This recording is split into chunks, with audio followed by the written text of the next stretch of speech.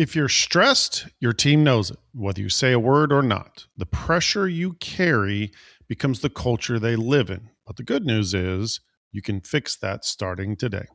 That is coming up next.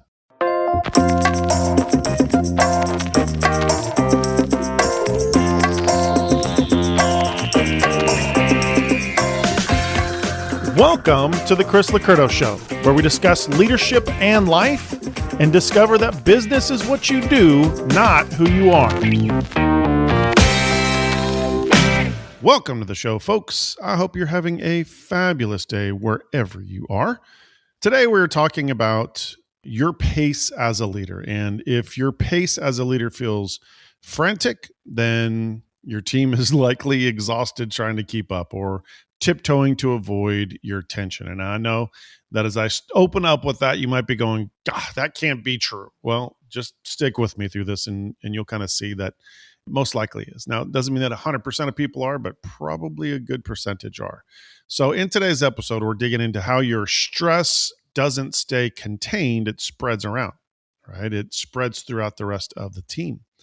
And we're giving you practical steps to slow the spread and to reset your team's culture through your leadership presence. Now, I can tell you, I have experienced this 1,000 times in the past.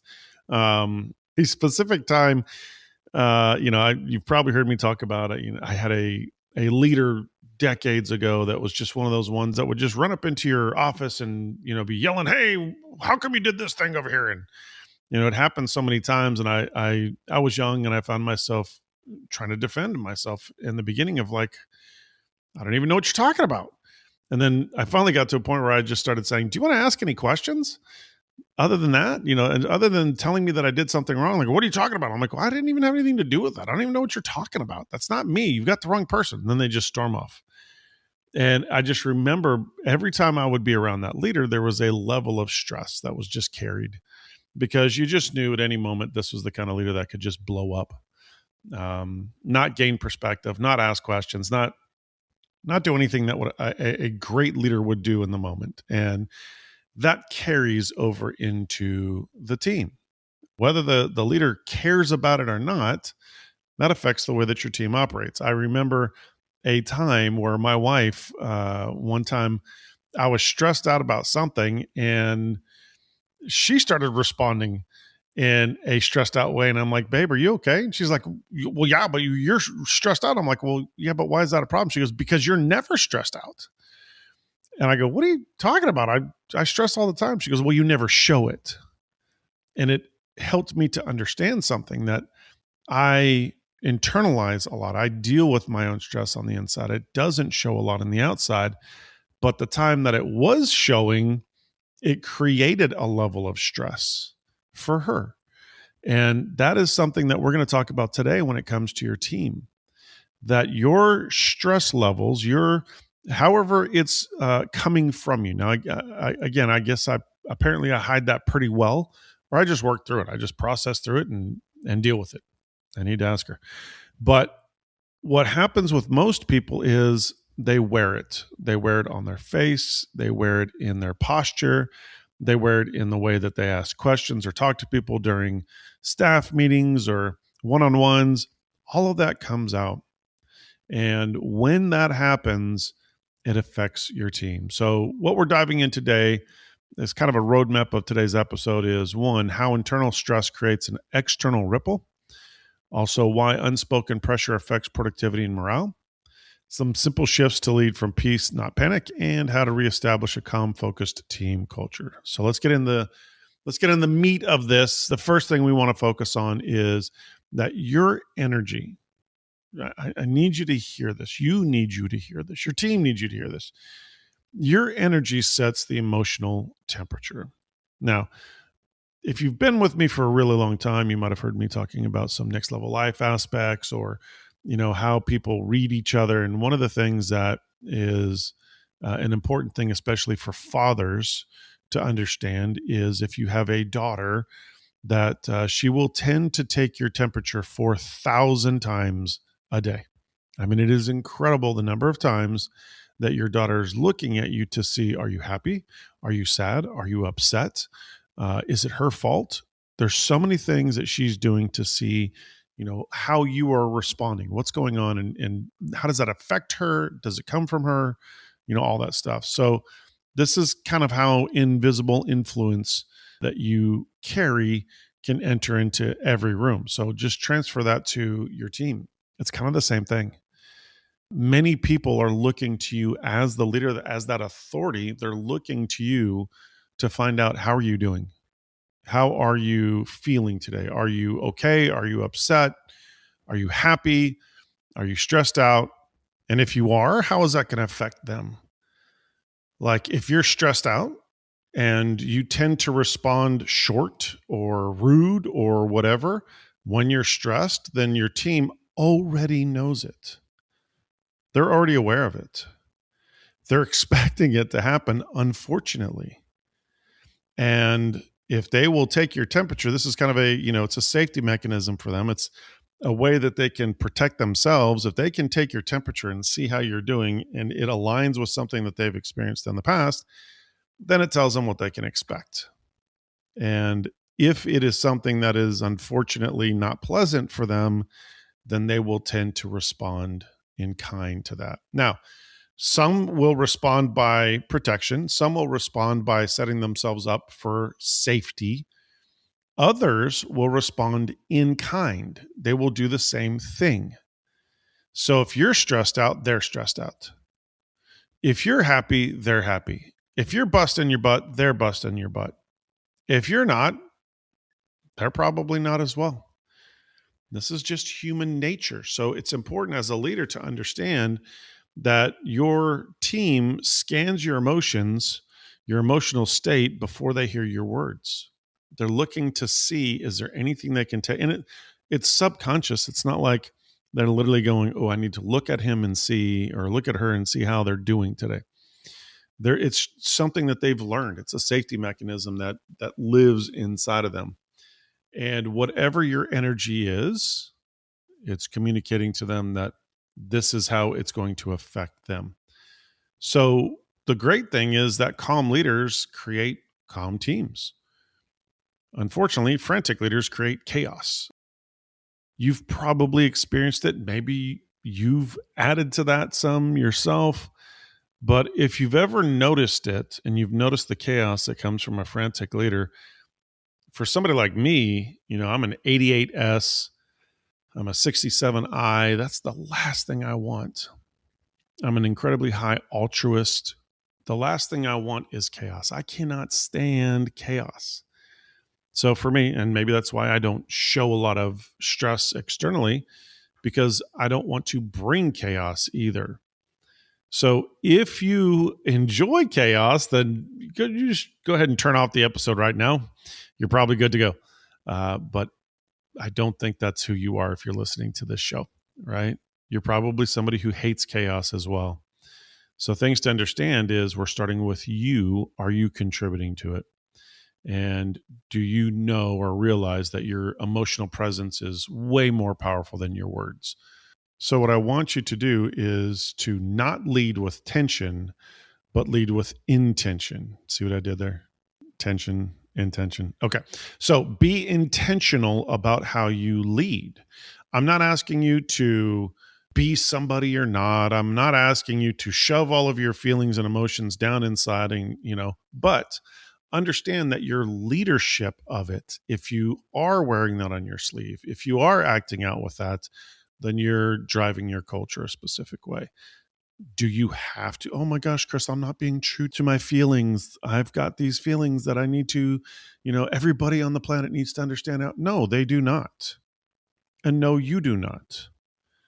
I know that is a very common and popular thing, is that your feelings are real and you can't stop. Yes, you can.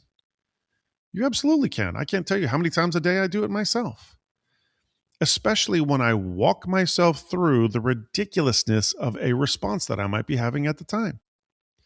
If I respond with bad expectations of something, I'll never forget. I had a client that came through Next Level of Life one time that every time he pumped gas, he built up inside. So you have the amygdala inside of your limbic system in your brain that sets response and sets expectations. And I believe sets the level of response as well.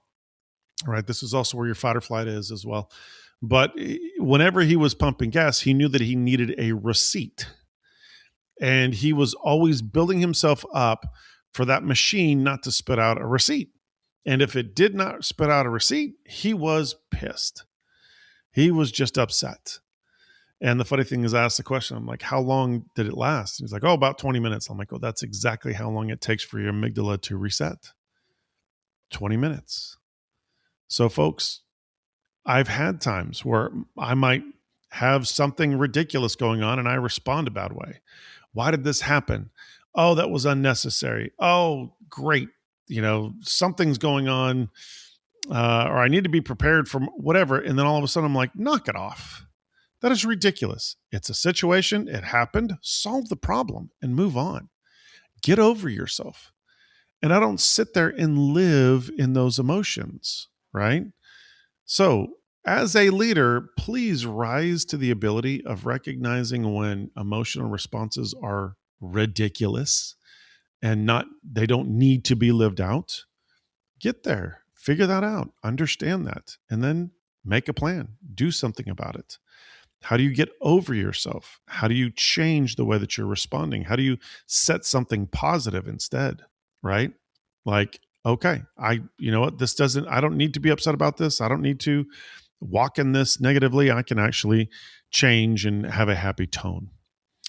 Can you expect that of everybody else? Nope, not unless they're doing the same exact thing. So maybe you can help lead people and guide people, but at least set your expectations correctly on what you can do and what you can't do. Second thing, and this is got everything on here you just got to know. This is another must. You have to understand that your pace, the pace you set, becomes their standard. The pace that you set becomes your team's standard. So let's kind of talk about how your pace becomes your team's culture, because that's exactly what happens. So if you've ever, sprinted from task to task, if you've ever been like burning through your day without breaks, I know I have done that most of my life. I'm not listen, there's all different types of people, so please don't be offended by this, but I'm not somebody who has to take regular breaks. I have to stop after this amount of time, take a break, simmer down, then get back to doing what I'm doing, and then take another break. That's just not me. I usually run, because I got stuff to do. And at this age in my life, and for quite a long time, I have actually set that I only work so much in a day. I have my family. I've got things that are important outside of just work, right? Work is not my identity. It's what I do. It's not who I am, right? It's one of the things that I do. It's one of the pieces of me.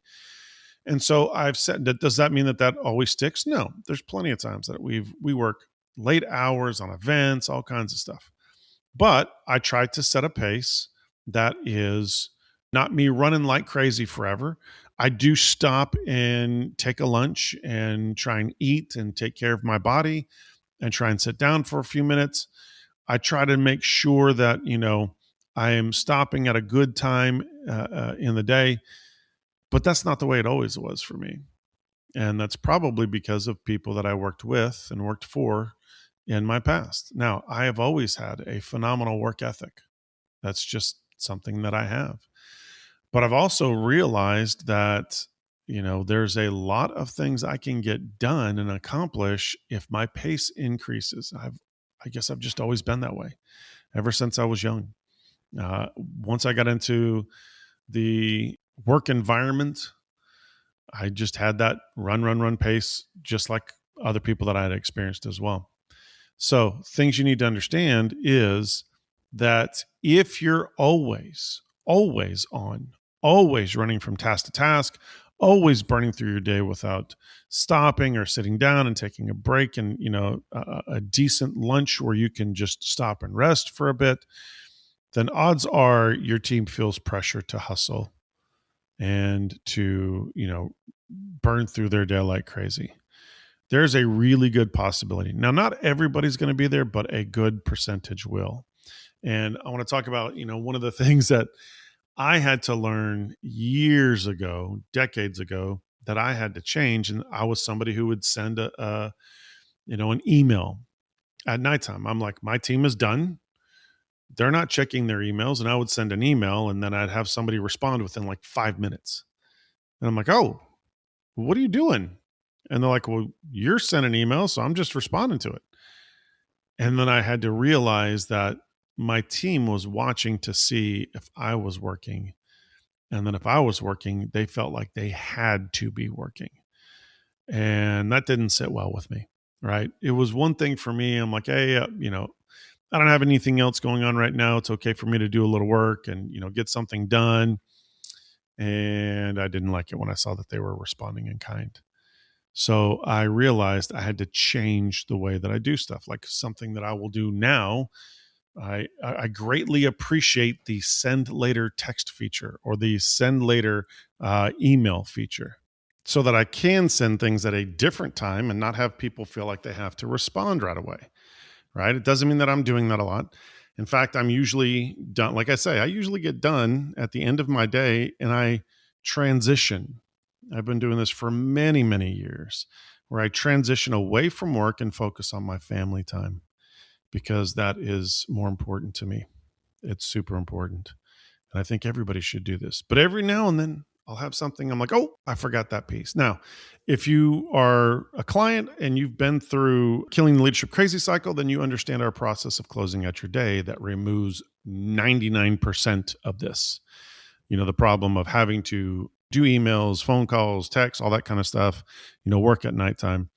We have a process that is killer at solving that. So if you haven't been through that, you need to get through that. You need to experience that so that you're not sending stuff and doing stuff and, pulling away from time from your family. So things you have to understand is that when you rush, you unintentionally teach your team that rest and boundaries are not necessary or, crud. Maybe you teach them that they're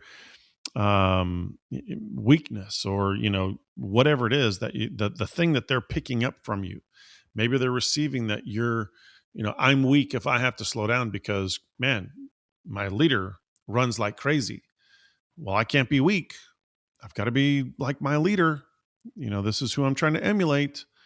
So slowing down with purpose gives your team permission to work smarter, not just harder.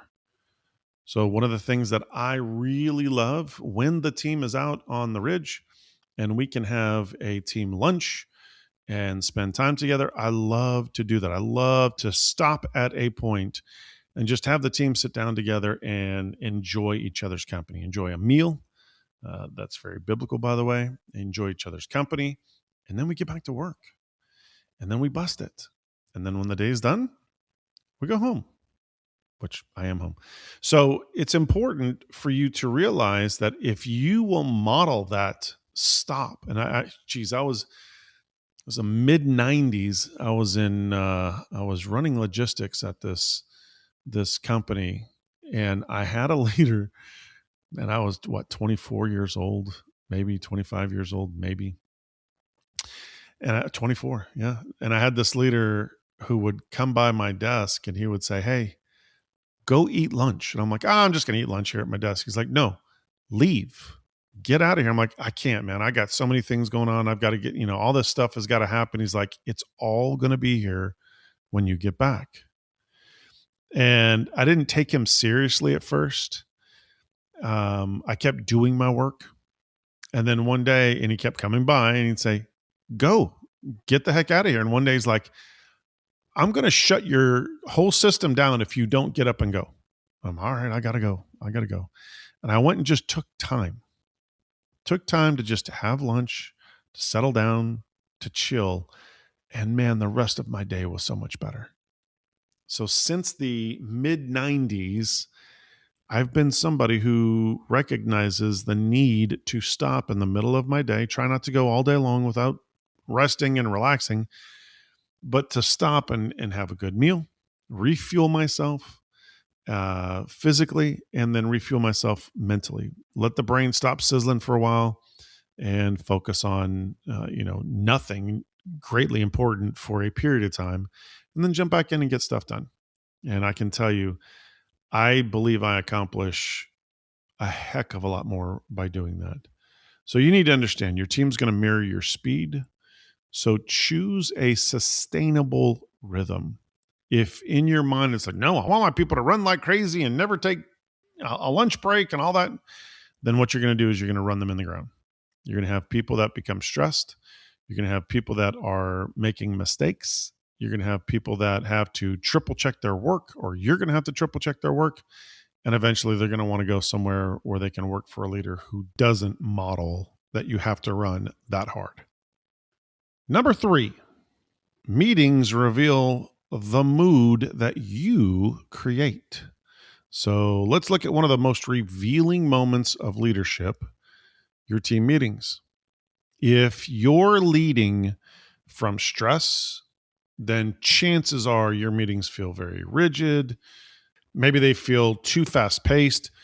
Whatever it is, people talk less, they take less risks, they leave with more questions than answers whenever they're in a meeting where they feel like speaking up is going to be a problem, or taking a risk is going to probably get them, get their heads lopped off. Whatever it is, the tone that you bring sets the stage for creativity, or it sets the stage for fear. You are either stepping into a room and allowing people to be relaxed and creative and be risk takers and enjoy the meeting that they're in, or you might be stepping into the room and creating this fear of just stay quiet and hope you don't get called on. Don't say anything. Don't offer too much. Don't take any risks and hope that you don't get called on. That is a terrible place to be. And I can tell you, I have been in those shoes in the past, sitting in a meeting with somebody who is, you just don't want to say anything. You want to remain quiet because, if you give something up, they're not going to treat you with dignity, and they're probably going to, drop a hammer on you for no good reason. Well, why speak up then?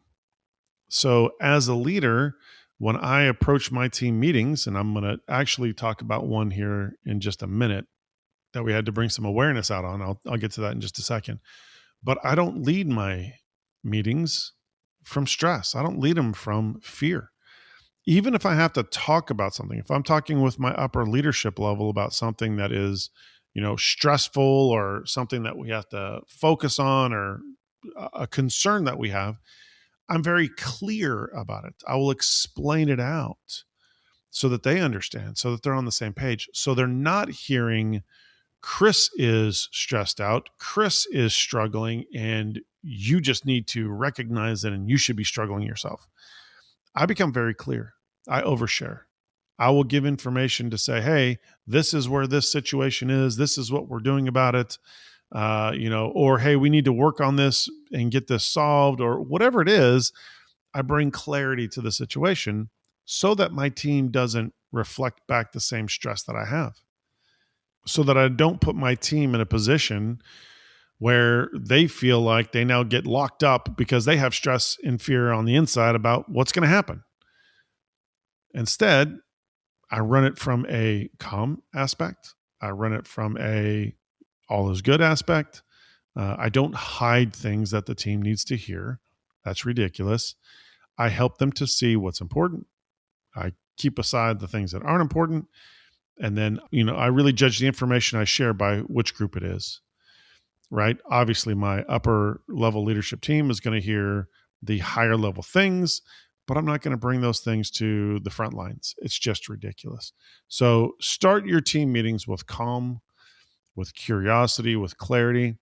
And if you do those things, then your team is going to reflect it back to you. It is powerful to see. It is great to see that your team can get up, leave the room, focus on their day, knock things out, and they aren't walking out of a meeting being stressed out and wondering, oh my gosh, is the ship sinking and I need to jump off? So recognize that meetings reflect leadership. And when you get that, lead them with peace and lead them with presence. Number 4, you can't hide what you haven't healed. Finally, let's talk about the root. Why this stress shows up in the first place. So if you're carrying unspoken anxiety about growth, about money, about mistakes that you've made, then I can promise you it is probably, unless you've done a lot of work and are able to deal with that stuff and not carry it around, then chances are it's leaking through your tone, through tension, through silence that looks like you're withholding. All of those things are probably coming out. The truth is, internal stress always finds a way out, even if you never mention it. Now, self awareness and processing your own pressure is the first step to leading in peace. And that's where we need to get to. Now, I will tell you, I had a meeting. This is what I was talking about a few minutes ago. A marketing meeting. Well, we always have this marketing meeting, but back in the day, we had a team member or two that I realized in the meeting, I kept seeing fear, concern. I kept seeing these responses that were blowing me away because it didn't make any sense. And so finally, I stopped and I had to ask one of the team members, "Hey, what did you just receive?" And she goes, I feel like you just put 100 things on me. And I went, whoa, oh my gosh. Okay, stop. All right. And I processed through very quickly the way that I and Joel, our president of the company, were approaching the marketing meeting is that we had a switch that got flipped. So through all of our other meetings, we're people, we're talking, everything is great. But we would get into this marketing meeting. And for those of you that have been in good quality marketing meetings, there's a ton of stuff to cover. And both of us subconsciously would flip a switch and we would become super logical. We would just ask questions. Now, why is this happening? What did you guys do about this? Now, have you tracked this? What's the metrics on this here? What are we seeing right now? And everything became perspective gathering, but like with no personality, like no people personality. It wasn't mean, rude, stressed out, fearful, none of that. But it came across to some of the team members as though maybe they were doing something wrong. Maybe there was judgment. Maybe there was whatever it was. So the moment I asked the question and got that response of going, this is how you're stressed out, freaked out, thinking that I just dumped 100 things on your plate. And yet what we're talking through is options, brainstorming. What could this look like? What about this over here? The moment I realized that, I realized I had to stop completely and first process through what was going on. Why was she receiving it this way? How was I coming across? How was Joel coming across? And as I processed through that, I realized Joel and I flip a switch. We'd never thought about that before. We'd never talked about that before. It just happens. And then it can come across as judgment. You're doing something wrong. I'm throwing all this stuff on, whatever it was. That allowed us to make a change in the meeting. We didn't change how we asked questions. We just made sure everybody in the room understood. And whenever we had somebody new show up, we explained the entire thing. Hey, you've been experiencing us in these meetings over here. This one, we really get, down and dirty in the details and the information so that we don't spend 2 hours in here on this meeting. We want to get the information and move on.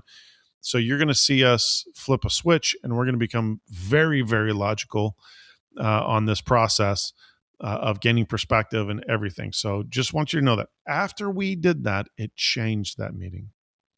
It allowed everybody to calm down. There was only a few people in the meeting in the first place, but it allowed everybody to see, they've flipped their switch. They're getting very logical and, focusing on details and boom, boom, boom, boom, boom. Because Joel and I don't live in details, right? The people on that team did, but we don't, right? So that allowed us, when I have to do something super detailed, I need serious focus. It's funny to me how many times people have talked to me like, if I'm focused on finances or something and somebody come up and go, what happened? Like, what do you mean what happened? Like, well, something must have happened. You're just super serious. Well, I'm focusing on the finances. I'm doing numbers. Oh, okay. Are the numbers bad? No, the numbers aren't bad at all. What's going on? I've come to realize that because I don't live in C, in the high C of the DISC personality profile, I don't live there. I'm at best a 40, and that's over 30 years. It's gone up like a point a year over 30 years. Because I don't live there, when I do have to be detailed, I have to be super focused, hyper focused. And so it comes across to other people. Let me rephrase that. They read it as being a problem. Something's wrong. There's an issue. So if you recognize this and you understand what's going on, are you bringing stress into a room? Are you struggling? Are you, the way your tone is, the way there's tension, or does it look like you're holding back relationship by being silent? Any of those things that you're bringing into the room, even if you're like our case, there's no intention of anything bad. There's no stress. There's no struggle. But the way we approached it was different than people experienced. Then you need to recognize that. And you need to shift and bring some calmness. Now, you can't fake calm. So you're going to have to cultivate it. It's going to have to be something that you process through and work through things and get yourself in a place that you can have a meeting where people aren't stressed out. And then that will de-stress you as well. If it is something like I'm talking about, where you just flip a switch subconsciously, you're not realizing it, then spend time digging into you. Are you doing something that is affecting other people and you're not aware of it? Now, you are the cultural thermostat of your business. So if you carry stress, your team absorbs it. But when you lead from peace, you model the calm. You bring confidence. You help the culture to become what they crave. If you bring stress and anxiety and chaos and run, you're probably going to create the same thing in your team and then wonder why things aren't operating at the absolute best that they possibly can. So here's some action items I have for you right now that you can do right now. Audit your daily pace. Identify when you're most rushed, when you're most reactive, when you're not able to be proactive, when you're not able to lead people to success. Take a hard look at your pace. What does it look like? Also, ask your team privately how your energy impacts the meetings that they're in. Now, ask people who are going to be honest and tell you the truth. Don't look at the folks that are going to, oh no, you're fantastic, you're amazing. You're not looking to have that type of response. You want truth, but you also don't want the person who's looking to take you down a few notches, who's just going to overdo it, right? Talk to people that you trust that they are going to give you good quality answers. Also, clarify and block 30 minutes daily, 30 minutes for margin and for calm decision making. Once again, if you have not been through our Killing the Leadership Crazy cycle, super powerful how we talk about closing out your day. Now, if today's episode hit home, imagine what 3 focused days of strategy, leadership, coaching, and peer level collaboration could do for your business. At our Next Level Leadership live event, you'll walk away with clarity and a practical plan for 2026 and the people to help you execute it. So don't wait. Grab your early bird ticket and save $200 at chrislocurdo.com/live events. That's chrislocurdo.com/live events, all one word. Now, folks, remember, your team doesn't just follow your instructions. They follow your example. Lead with peace, and you'll change everything. Well, that's all the time that we have for today. I hope this has impacted you. I hope this has helped you. As always, take this information, change your leadership, change your business, change your life, and join us on the next episode.